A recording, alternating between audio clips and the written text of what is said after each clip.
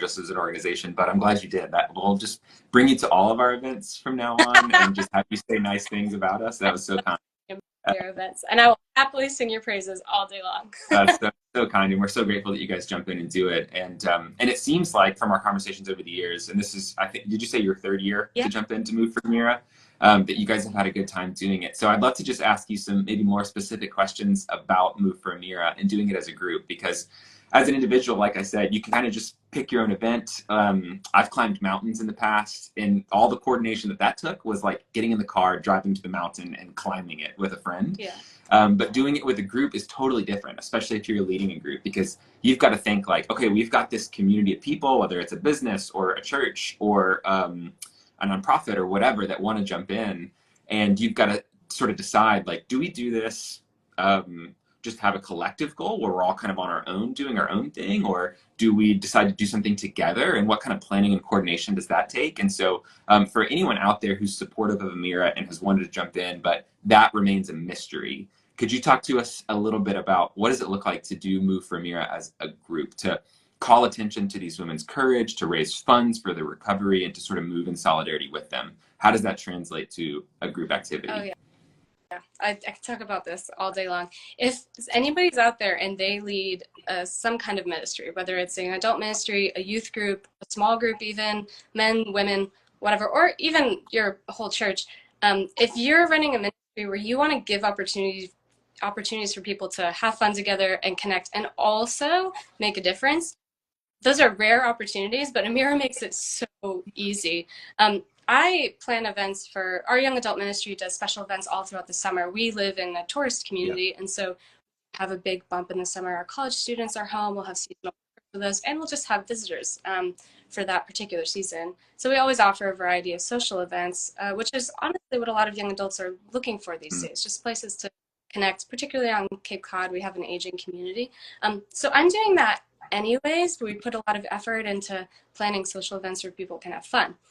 Amirah is awesome because they do a lot of that work for me.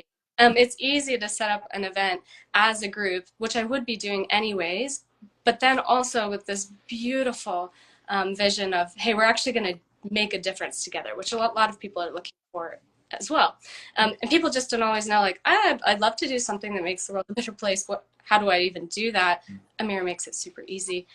So as a group, we've done a couple of different things. Our first year, because we weren't really sure exactly how to approach it, we did something a little bit of a smaller scale. We organized just a group hike locally for our organization, and we encouraged everybody who was participating to create a group page. Or we created a group page, and they each created a profile in that to join our team, which is really awesome. The fundraising pages that Amirah offers make it super easy. You create a page for your organization, and then people can just join your team. People are super used to that anyways with other kinds of GoFundMe things out there. And then to make it extra awesome, Amirah actually sends a gift to every person who joins to raise donations. So in the past, I know you guys have sent us like hiking snacks, which is really great. I think this year you're sending out a t-shirt for every team member who joins and makes a page, which is great because that's just like a nice addition for the team. Makes great photos. And it's just an awesome bonding activity. So our first year we organized a group hike, local, pretty low key, and we set a goal to hike 52 miles collectively. It was linked to one of your statistics about kind of 52-day mark is a really important time for women survivors. And our intern, actually, for the summer, we had a young adult intern. She organized that. It was her first event she worked on, and you guys made it really easy for her to make it a success. This summer, we have another intern coming, and he doesn't know this yet. He arrives next week. But this will also be one of his events that he organized. I love that we're planning his life before he even arrives. That's great. Yeah. Hey, Michael, if you're watching, you're going to plan a Move for Amirah event. So, and then like we find ways to make it fun. That first year, our intern Rachel decided that whoever donated to the campaign or raised money for the campaign through their fundraising page would get entered into a raffle where they could win the opportunity to pie our interns in the face. Amazing. And 3 lucky winners got to pie our interns this summer. It was a huge hit, ton of fun. last year we leveled up a little bit and we actually did a trip out of state, and we set a little bit more of a rigorous goal for ourselves in solidarity with survivors to try and summit Mount Monadnock in New Hampshire. So that involved a little bit more planning. You know, we rented a van. We did have to do like some registration forms and stuff for that. Set aside the full day to do the hike. Um, but I was going to do that anyways, and now it's for an amazing cause, well worth it. And people really, I think, enjoyed being a part of it, not just for the social aspect, but also kind of inspired by what Amirah is doing. So I don't know, let's see. I think that touches on most everything. So there are creative ways to go about it. This year, we're kicking around a few ideas. We are going to do it again. We're so excited. We've thought about maybe partnering with our local, there's a spin instructor, not a spin, like a spin class locally that is really popular with some of our younger folks. And sometimes they'll align with nonprofits to do kind of free cycling events, but we will charge registration, and all of that will go to Amirah. So we've thought about potentially doing that, or doing some other kind of like marathon across the Cape, which we would organize ourselves. We like to offer, I guess the last thing I'll say, we like to offer different levels of getting involved.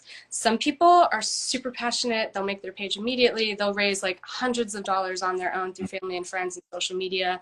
I'm always amazed by the power of social media. Just posting it, people really want to get involved, and little things add up super quickly. But then other people are busy or distracted, just in a different season of life, but they might like, hey, I'll donate $25 and come join you on that hike if that's the cover fee for your event, and I can spend the day. And that's great. We love that too. So we try and offer different levels of kind of like entry, and it all adds up for, yeah, an awesome cause. Awesome. That's so good. Yeah, you guys are very